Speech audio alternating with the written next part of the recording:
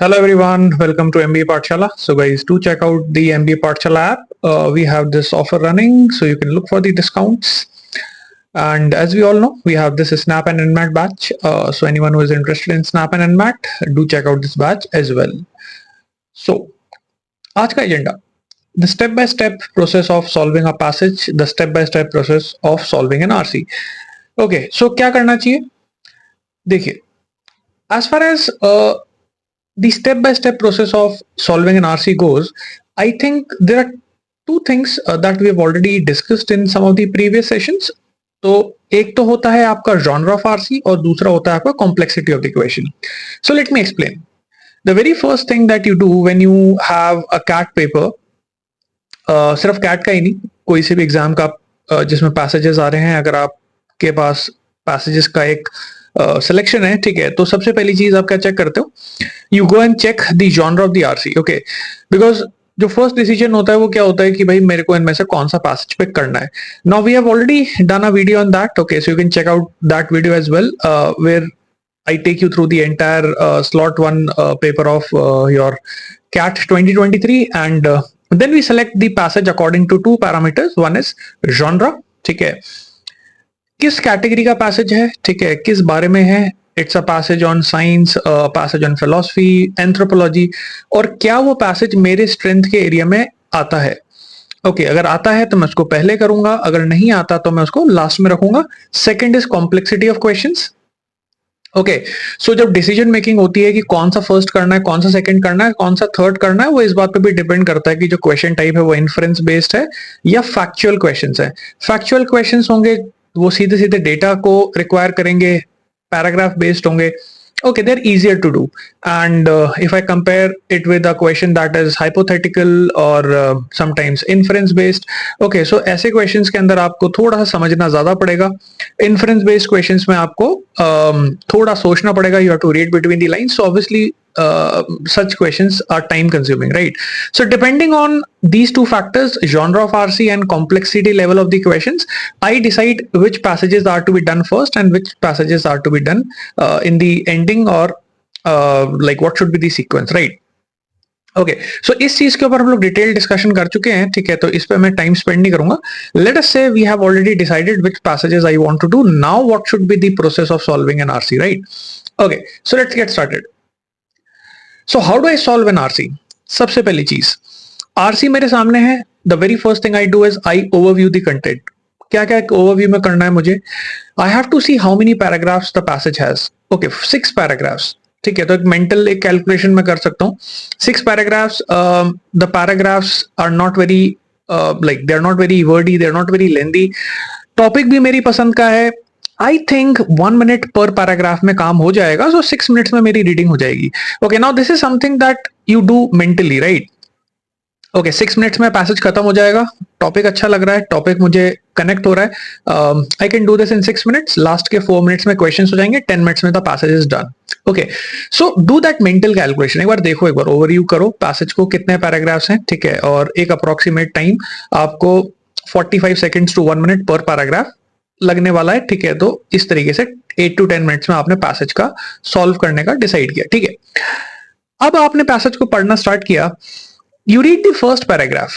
Now, when you read the first paragraph, you already know that the topic that you have chosen is of your interest. Okay, क्योंकि जो CAT में passages आएंगे उसमें starting के 2 passages तो आपके favourite area के होने चाहिए, ठीक है. And obviously you made that choice. You started reading that passage.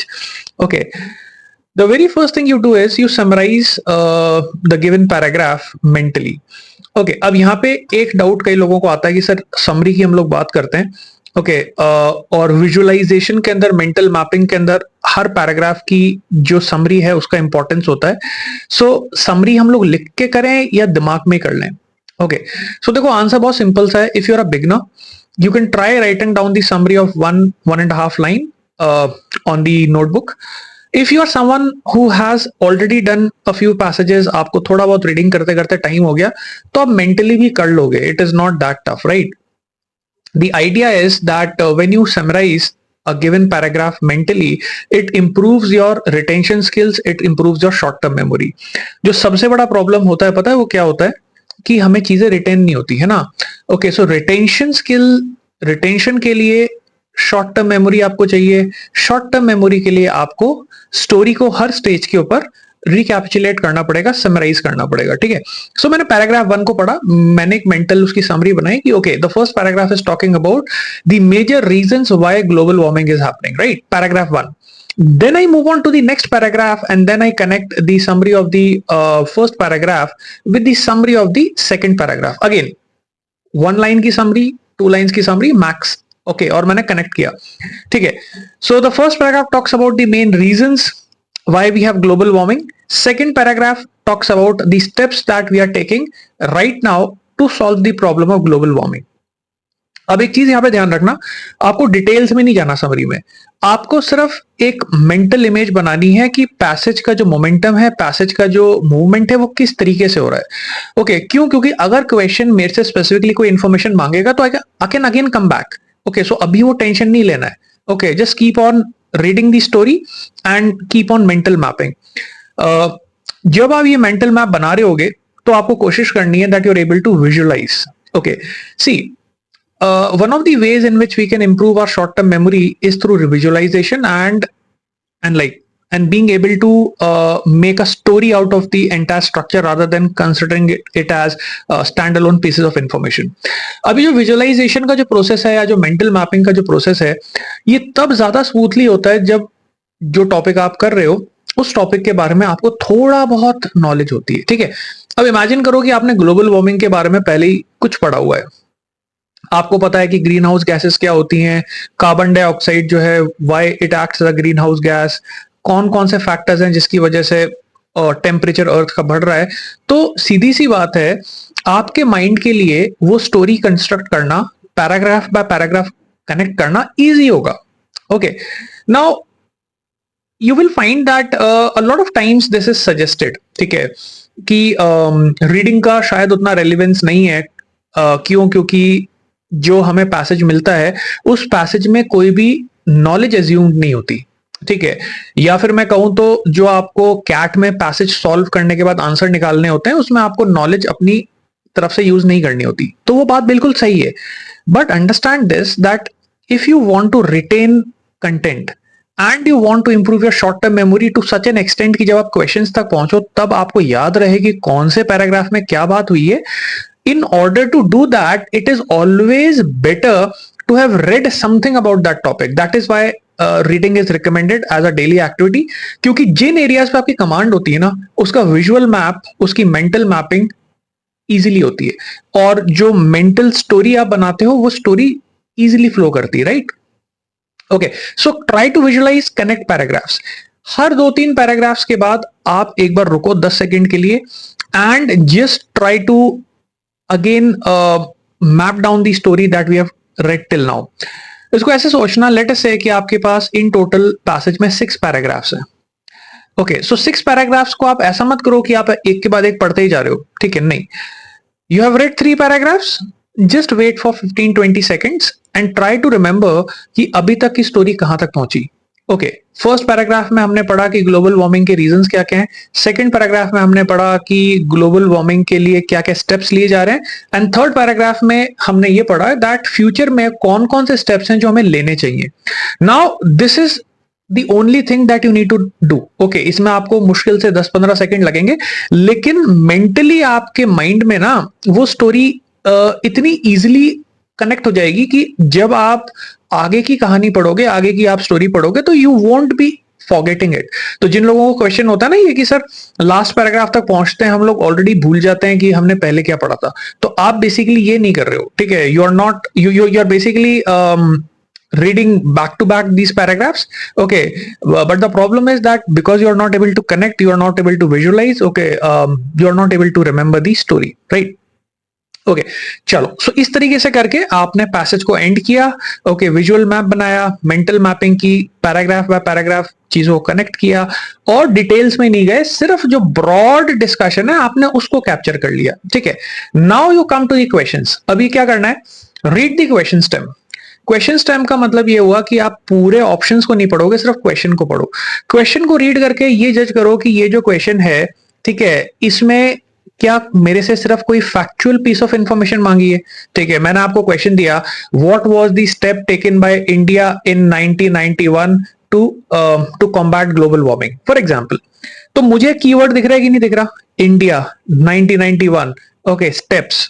I can again go back to the passage and I know कि हाँ, इंडिया की जो बात हुई थी वो थर्ड पैराग्राफ में हुई थी, तो चलो वहां पे आंसर होगा। फैक्ट बेस्ड क्वेश्चंस इजीली होते हैं, तो उनको आपको पहले करना है।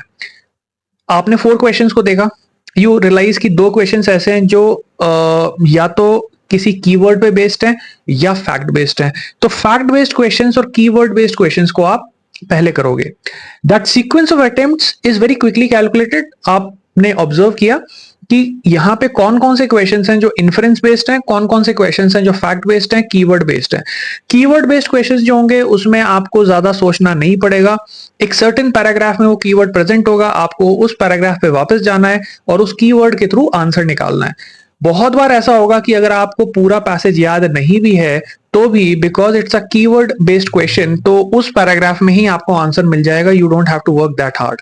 ओके, सो वो क्वेश्चंस हम लोग करेंगे पहले। Then we move on to the questions that are considered as inference based and hypothetical. अब inference based questions guys are the sort of questions that require a bit of thinking, because inference means something that is derived from factual information। तो यहाँ पे आपको reading between the lines करना पड़ता है। reading between the lines का मतलब answer मैं आपको डायरेक्टली नहीं दूंगा, आपको जो इंफॉर्मेशन गिवन है उसके बेसिस पे आपको सोचना पड़ेगा कि इस कंटेक्स्ट में आंसर क्या हो सकता है। So it's reading between the lines, that means you have to apply your mind in order to come to the answer. Inference based questions के लिए आपको पैसेज की एक ओवरऑल अंडरस्टैंडिंग होनी चाहिए, क्योंकि तभी आप इन्फरेंस बेस्ड क्वेश्चन कर पाओगे। तो इन्फरेंस बेस्ड क्वेश्चन को जब आप कर रहे हो तो आप कोशिश करो कि जो भी पैराग्राफ जिसपे जहां से इन्फरेंस बेस्ड क्वेश्चन आया या अगर पूरे पैसेज के ऊपर बेस्ड है, तो just wait for like 15-20 seconds and try to again go back to the visual story कि यार इस पैसेज में हम लोगों ने क्या पढ़ा था, अच्छा ऑथर ने ये स्टेटमेंट क्यों बोला होगा। Okay, so you have to like है ना रियली रिकॉल कि अच्छा ऑथर ने शायद ये इसलिए बोला होगा क्योंकि उस पॉइंट ऑफ टाइम पे उसको ऐसा लगा होगा कि इन स्टेप से फायदा होगा या जो भी है, ठीक है। So inference based question would require a bit of thinking, so इनको आप थोड़ा सा एंडिंग में रखोगे। Hypothetical questions, hypothetical questions are the sort of questions where the question has not been asked from the passage, it has been asked like it's basically imaginary scenario that you're asking कि author अगर इस situation में हो तो वो क्या decision लेगा। अब जो हाइपोथेटिकल क्वेश्चन है वो पैसेज में तो गिवन होता नहीं है, लेकिन आपने जो पैसेज में से सीखा है उसके बेसिस पे आपको एक हाइपोथेटिकल क्वेश्चन आंसर करना होता है। सो हाइपोथेटिकल क्वेश्चंस कुछ इस तरीके के होंगे कि भाई आपको लगा कि भाई ऑथर का nature so and so type का है। Okay, let's say the author looks like a very optimistic positive minded person. तो हाइपोथेटिकल क्वेश्चन आपसे पूछ सकता है कि which of the following options author will choose if he is given those choices. तो obviously मेरे माइंड में है कि ऑथर ऑप्टिमिस्टिक है, ऑथर बहुत पॉजिटिव है चीजों को लेके, ऑथर टेक्नोलॉजी में बिलीव करता है। तो नीचे कोई भी ऐसा ऑप्शन है जो टेक्नोलॉजी, ऑप्टिमिज्म, पॉजिटिविटी की बात करेगा वो आपका आंसर हो जाएगा। ओके, सो बहुत बार क्या होता है हम लोग सोचते हैं कि यार ये कैसा क्वेश्चन आ गया, ये तो पैसेज में दे ही नहीं रखा। Okay, these questions generally have this stem that if you assume all these statements as true, which of the following choices the author will take, and like you have to really think.